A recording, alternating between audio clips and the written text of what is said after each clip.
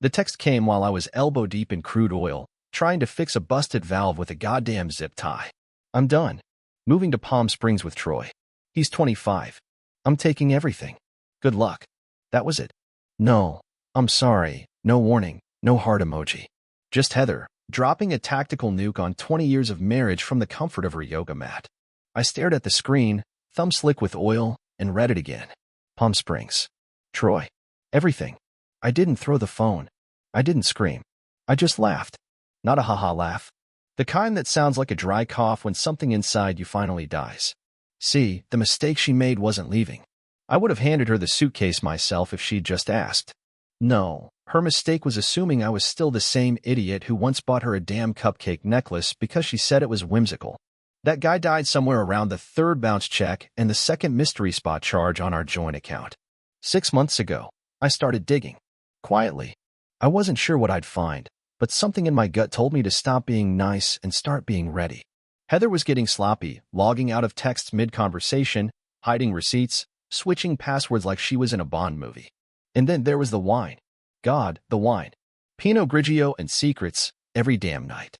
So I met with Reggie down in Austin. Marine buddy turned financial planner with more NDAs under his belt than a divorce lawyer. Told him I wanted a wall built around every cent I had. Cold, hard, legal, I said. Make it airtight. And whatever's left in the joint, leave a few crumbs. Let her think she's feasting. And that's exactly what he did. What Heather didn't know, what she still doesn't know, is that the everything she thinks she's taking is nothing more than a sandbox I let her play in. The house? Transferred. The retirement? Moved offshore. The business shares? In my brother's name now, thanks to a little clause we buried in the operating agreement 2 years ago. So yeah, she left me for a 25-year-old bartender named Troy who probably wears cologne called entitlement and calls his biceps the twins. She thinks she cleaned me out. But what she really did was set me free. I finished the repair, washed the oil off my hands in silence, and walked back to my quarters. The ocean roared below, steady and brutal, and I thought to myself, this is going to be fun. When my shift ended, I didn't rush to call her. I didn't pack up with urgency or fly back in a panic. No, I stayed an extra day. I had my coffee, did my reports, slept like a king, because Heather was no longer a priority. She was a target. The day I flew back, I passed through Houston like a ghost. No one knew. Not her Troy, not the fake friends she drank wine with while I was 12 miles off the coast busting my back to pay for her Botox. I didn't even go straight home. I went to the lawyer. Time to activate it, I said. He didn't ask what.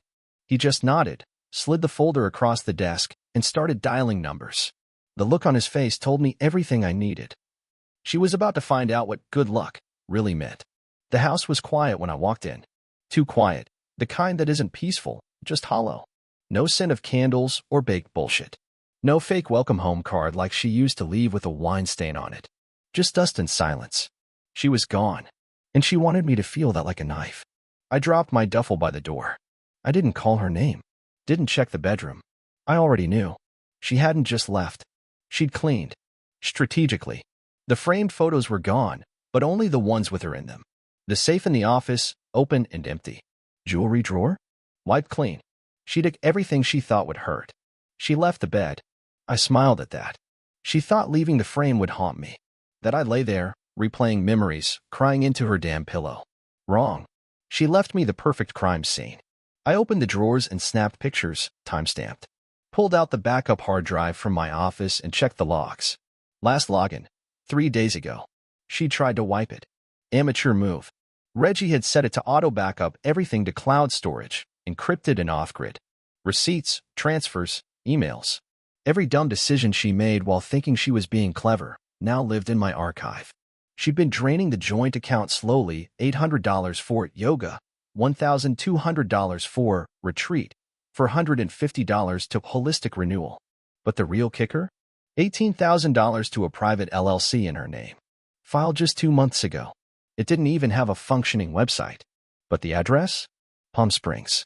Cute. I could almost hear her voice in my head, that smug, tight little tone she used when she thought she had the upper hand. Tony, you never understand money. You just make it. Right. And now I was going to weaponize it. I opened the bottom drawer of my desk and pulled out the envelope Reggie gave me 6 months ago. Inside, 2 keys, 1 notarized document, and a prepaid phone. He said, if she ever pulls the trigger, you pull yours. Time to make the first call. By 3 p.m., I was sitting across from my divorce attorney, Melissa Tran. Vietnamese-American, 38, razor-sharp. The kind of lawyer who didn't smile unless she was already winning. She's already moved, I said. Palm Springs. Claims she took everything. Sent it in a text. Tran tapped her pen once. Was this before or after your asset firewall? 2 months after. Then she's in for a goddamn surprise. I handed her the flash drive. Receipts, transfer logs, conversations. She used fake business expenses to move money from our joint into a shell account. And the shell belongs to her. Registered in her maiden name. Tran blinked slowly, like a cobra ready to strike. So she's not only misappropriating marital assets, she's disguising ownership. That's not just fraud. That's intent. Exactly. We drew up the emergency order that day. Small Blue Diamond freeze all known accounts. Small Blue Diamond block property sale or transfer without my consent. Small Blue Diamond motion to retrieve half of all diverted funds as marital compensation. Small Blue Diamond subpoena her new LLC for financial review. And then, just for fun, Tran added a clause I didn't even think of. Request to audit her retreat expenses as potential marital misconduct expenditures. Translation: if she spent even one hotel night with Troy using our money, it was coming back. With interest. By the time the papers were filed, I felt lighter than I had in years. It wasn't about Heather anymore. It wasn't about love, or hurt, or betrayal. This was about precision. About reminding someone who thought they were clever, that I let them be clever. That night, I sat alone on the back porch. Whiskey in hand. Crickets in the distance. And pulled up Heather's Instagram. Her latest post. Camera with flash her in a tight white dress, holding a cocktail, some rooftop bar lit in neon. Caption: New city, new life. Sparkles kiss mark hashtag Palm Queen hashtag fresh start. I scrolled through the comments. Troy left. My goddess fire. Someone else. You deserve this, queen. And one random girl. Didn't your husband work on oil rigs or something? Respect to you for leveling up. I laughed. Hard. A real one this time. Because in 48 hours, her cards would stop working. Her bank would flag her for fraud. And her fresh start would start to rot. And all she'd get from me was silence. 2 weeks after she left, I knew everything I needed to know. Her address, her spending, her schedule, her new man's full name, social security number, and the fact that he once filed for bankruptcy after trying to open a juice bar in Santa Barbara. Thank you, private investigator. The guy I hired was named Grant. Ex-cop, cheap haircut, permanent scowl. He didn't ask questions, just got results. Palm Springs, he said, flipping through printed photos like it was a damn dossier. She's in a condo complex off Indian Canyon. Monthly rent, for Grant. Her name's on the lease. Not his. I stared at a photo of Heather on a balcony. Same smug expression. She was sipping something bright pink. Wearing sunglasses she didn't pay for. Grant continued. They eat out 6 nights a week. Sushi, steak, wine bars. The receipts come out of the LLC she set up. You were right. It's her funnel. Classic laundering pattern, but lazy. How much has she blown so far? About 36 grand in 21 days. At this pace, she'll burn through a year's worth of money in 3 months. I didn't even blink. That's fine, I said. Let her. Because this wasn't about stopping her. This was about timing. Step 1 was public pressure. I sent Tran the receipts. The ones from restaurants, from spa visits, from boutique stores. All of them charged to a business. She filed a formal complaint with the state, misuse of business funds for personal gain. That triggered an automatic review. 3 days later, Heather got her first call from the Department of Consumer Affairs. I wasn't there, but Grant was parked outside the condo, watching. She cracked, he told me on the phone. Got loud. Screaming at someone, probably the rep, then threw her phone across the balcony. Good, I said. Let her sweat. Step 2 was social. I created an anonymous Instagram account. Nothing flashy. Just a simple name at Desert Queen Truth. Started posting side-by-side comparisons. Heather's glam shots versus screenshots of LLC filings, court motions, and news clippings. No slander. Just facts. People started to notice. A few of her followers unfollowed. A couple of comments turned nasty. Then came the DM leaks. Anonymous sources forwarding me screenshots of Heather talking trash about me, mocking the courts, bragging about how dumb I was. She was unraveling. Publicly. And the best part? She didn't know who was behind it. Troy, on the other hand, was oblivious. Still posting shirtless pics, still tagging her like they were Hollywood royalty. So I did what any rational man would do. I sent him a subpoena. His name was on her business filings as creative consultant. That made him part of the fraud. Whether he knew it or not. He didn't like that. Not one bit.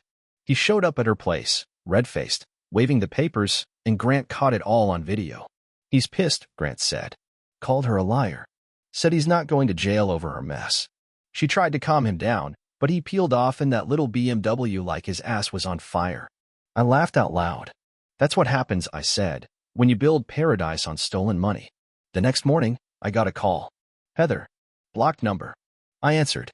Troy's gone, she said, voice tight, on the edge of breaking. You happy? I took a breath. Let the silence stretch.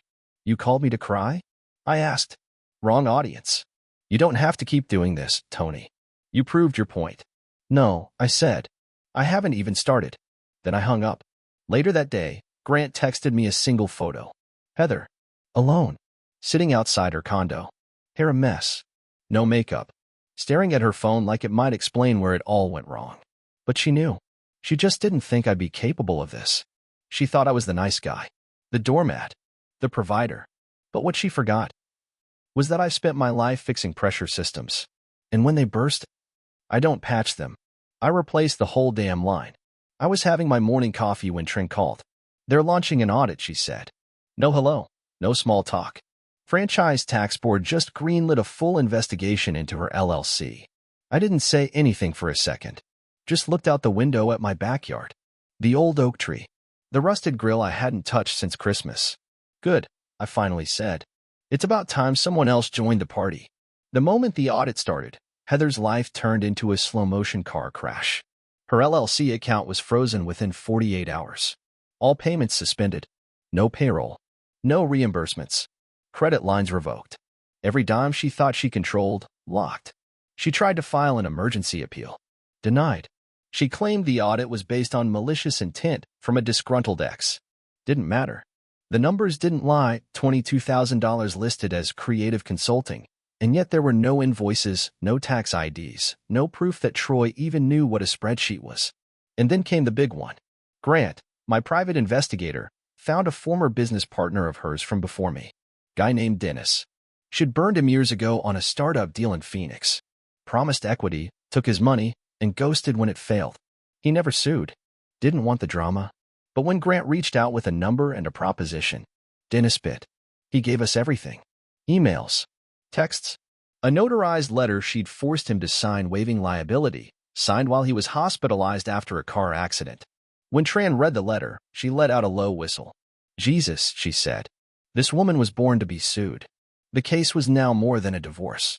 It was a pattern. A documented pattern of deception, manipulation, and financial abuse. So Tran did what she does best. She fed it to the fire. She submitted the Dennis documents as part of a motion to expand the investigation beyond the current LLC. Now we were talking federal oversight. Now the IRS wanted in. And me? I just kept sipping my coffee. Meanwhile, Heather was losing control. Her Instagram went dark. No stories. No posts. No rooftop photos. Troy hadn't been seen in weeks. Rumor was he bailed to Miami, took what little he could and vanished. Grant confirmed it. Tried to cash out some crypto in West Palm. Flagged. He's scrambling. Heather tried to reach me again. This time through a mutual friend, one of the wine moms she used to gossip with. The message was simple. She's scared, Tony. She didn't know it would go this far. No. She didn't think I could go this far. A week later, we had a preliminary hearing. She showed up late, dressed in beige like she was going to brunch instead of court. No lawyer, he dropped her after she missed 2 meetings and bounced a retainer check. I was there early. Suit pressed. Calm. Silent. When the judge asked if I had anything to add, I stood up and said 5 words. I just want the truth. That's it. No speech. No tears. No dramatics. Heather tried to speak. Something about malicious intent, emotional trauma. He's always been cold. But the judge wasn't buying it. Because every time she opened her mouth, Tran dropped another document in front of him. Expense fraud. Fabricated invoices. Ghost employees. Emails signed under a different alias. It was beautiful. Like watching a castle crumble, one brick at a time. That night, I sat in my truck outside her condo. Didn't get out. Just watched. She came home alone. No Troy. No groceries. She fumbled with the keys, looked over her shoulder like someone was following her. She wasn't wrong. I was. Not physically. Not violently. Just always 3 steps ahead. She wanted to ruin me while I was stuck offshore. She thought I'd break. But she forgot one thing. I don't break. I drill through everything. Some wars are won in court. Mine? I plan to win it in public. Heather built her life like a reality show, staged, filtered, polished to death. Brunch photos. Workout reels. Motivational captions she didn't believe. She craved the image. So that's where I hit her. I didn't just want the money. I wanted the brand to bleed. It started with a leak. I gave Tran the green light, and she contacted a journalist, the kind that feeds off local scandals. The headline hit within 72 hours. Palm Springs wellness guru under audit for financial misconduct. Subheadline, luxury lifestyle, questionable books. They kept it clean of facts only. No slander. No exaggeration. But the details were brutal. Fraud. Fake invoices. Shell companies. Ghost employees. And right there in black and white. Previously married to Texas-based offshore contractor Anthony Sherwood, who filed the initial complaint. My name was out. And I didn't care. Heather must have lost her mind when she saw it. How do I know? Because she called my lawyer 6 times that morning. No apology. No negotiation. Just threats. She's going to sue for defamation. She's going to expose Tony's mental instability. She's going to the press herself. Tran's answer? Please do. Because Heather forgot. We had receipts. Every dime. Every text. Every faked report. You don't go to war with a man who keeps everything. Within 2 days, the article exploded. Reddit picked it up. TikTok turned it into a meme. Someone dug up old videos of her promoting empowered feminine entrepreneurship while wearing $600 yoga pants overlaid with the word fraud in bold white font. Sponsors pulled out. A speaking gig she was counting on got canceled. The wellness brand she tried to build? Gone. She posted a video trying to fight back. Shaky voice, poor lighting. I'm being attacked by a toxic ex. The comments lit her up. Didn't you steal money? So is Troy fake too? Girl, you messed with a Marine.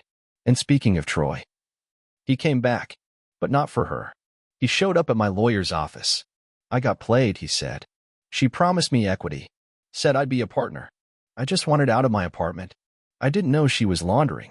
Tran didn't flinch. Then testify. In writing. On record. And he did. A full statement. Detailed. Damning.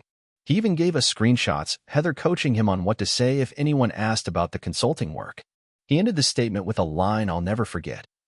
She said he wouldn't fight back. That Tony was too soft. The statement was added to the case file. It also got leaked. I didn't say by who. Now the press had fuel. Now Heather wasn't just a scammer. She was manipulative, calculated, and stupid enough to leave a trail. She went into full meltdown mode. Deactivated her social media. Called old friends, crying. Tried to blame me for public humiliation. But here's the thing. I never humiliated her. She did. I just turned on the lights. That week, I got a text from an unknown number. It was her. Just 4 words. You win. I'm done. I didn't reply. Not because I didn't want to, but because I had nothing left to say. She thought this was about revenge. About pain. About payback. But the truth? This was an audit. I counted every lie. Every dollar. Every time she thought I was too tired or too far away to notice. And when I finished counting, I handed her the bill. She showed up without warning. Middle of the day. Middle of the week. My driveway. Same car I bought her for our 10th anniversary. Still on my insurance. I saw her through the blinds. Tense posture. Sunglasses. Hair tied back. She looked like a hostage trying to sell calm. I opened the door but didn't step out. Bold move, I said. Considering you've got half the state trying to sue you. She didn't smile. Didn't blink. Tony, we need to talk. I let her in. Not because I wanted to. Because I wanted her to see exactly what she walked away from. The house was clean. Quiet. Stable. Heather stepped inside like it was foreign soil. She looked around like she was hoping something would feel familiar. Nothing did. She stood in the middle of the living room like she was waiting for permission to speak. I didn't come to fight, she said finally. I came to talk. Like people. I sat down. Didn't offer her a seat. You already said everything, I replied. In texts. In court. On Instagram. She flinched at that. Good. I made mistakes, she said. No kidding. But we both know this has gone too far. I raised an eyebrow. You're still breathing. I call that mercy. She took a deep breath, walked toward the kitchen, then stopped. The press. The audit. The leaks. You've made your point. Okay. You don't have to keep pushing. I leaned forward. This isn't me pushing. This is gravity. You're just finally falling. She walked closer. Eyes glassy. Voice softer. I loved you, Tony. I swear I did. Even when things got hard. I didn't plan for any of this to happen. I laughed. Dry. Mean. You loved me so much you opened a fake company behind my back.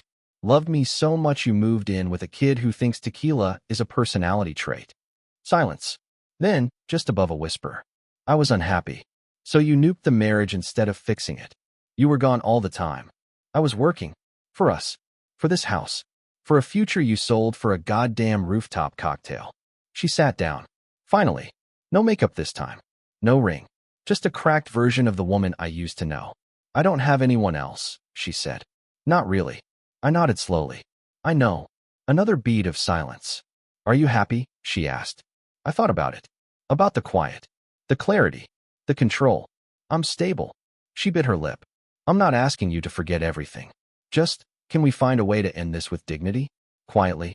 Maybe even talk someday. I stared at her. Dignity left the moment you forged a document in my name. She blinked. I didn't forge anything. I stood up. Towered over her. I have the records, Heather. I have your emails. I have Troy's statement. I have your ex-partner's affidavit. And I have a folder with more evidence than a damn FBI raid. Her lips trembled. You kept all of it. I looked her dead in the eye. Of course I did. You think I'm the guy who forgets. She stood to now. A different energy in her. Desperate. Cornered. You're ruining me. No, I said. I just stopped you from ruining me. She tried again. This time, her last weapon, vulnerability. I miss who we were. The old us. You, before you turned into this. This. I repeated. You made this. She looked at me for a long time. Eyes full of things she wasn't brave enough to say out loud. And then she whispered. I never thought you'd be capable of this. I smiled. That's the thing about pressure. You never know what's inside until the pipe bursts. She walked out without another word. I watched from the doorway. Her steps were slow. Hollow. She didn't turn around. Didn't say goodbye. And I didn't close the door until she was gone from view. Gone for good. 2 months later, it was over. Legally. Publicly. Permanently. The court ruled in my favor. Heather was ordered to pay restitution. $312,000 in damages. Plus legal costs. Plus a 2-year audit from the IRS. Her business license was revoked. Her personal credit, frozen. Her reputation, unsalvageable. She tried to appeal. Denied. Twice. Her face never showed up in the press again. No podcast apologies. No Instagram comebacks. Just silence. And Troy? Vanished. Last I heard, he was in Arizona, selling used Teslas. Fitting. I didn't throw a party. Didn't buy a boat. Didn't post some victory quote. I just took my truck, packed 2 duffels, and drove. No destination. No plan. Just gone. I passed the city limits before the sun came up. Didn't look back. Didn't need to. Because everything I wanted to say had already been done. In courtrooms. In headlines. In ruined bank accounts. I got one last message from her. Came through a burner number. Probably her. Maybe not. It read, "You really destroyed me." I stared at it for a long minute. Then I deleted it. Some men get justice. Some get closure. I got neither. What I got was silence. No more noise. No more lies. No more Heather. And after everything, that was enough.